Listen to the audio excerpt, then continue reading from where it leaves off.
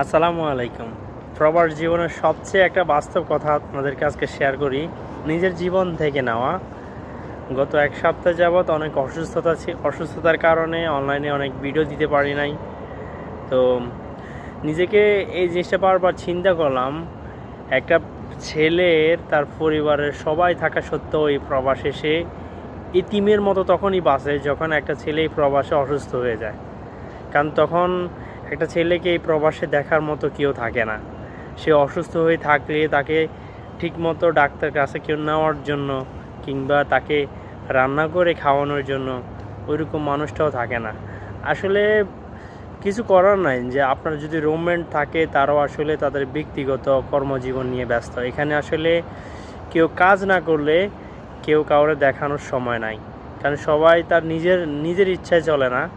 সবাই তার কোম্পানি কিংবা কফিলের নিয়মে তার জীবনটাই প্রবাসে কাটাইতেছে। দিন শেষে এটাই বুঝতে পারলাম, এই প্রবাসে কেউ কারো না। যতক্ষণ এই শরীরে দেহে শক্তি আছে, যতক্ষণ এই প্রবাসে নিজে কাজ করতে পারবেন, ততক্ষণ আপনি সবার কাছে প্রিয়জন, সবার কাছে আপনজন। তাছাড়া এই প্রবাসে কেউ কারো না। তো ভালো থাকবেন এবং কি ভিডিওটি ভালো লাগলে অবশ্যই শেয়ার করবেন।